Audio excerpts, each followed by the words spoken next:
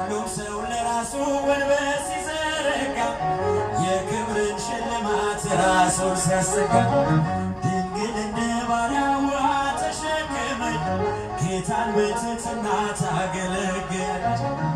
ነይ በደመና ነይ በደመና ነይ በደመና ነይ በደመና እመቤታችን እትልና እቴ ሙሽራይ ሶሎሞን ያለሽ ማርያም አበባዬ ሶሎሞን ያለሽ እኔም ልበልሽ እናቴ ድንግል ሆይ ግቢ ግቢ እኔም ልበልሽ እናቴ ግቢ።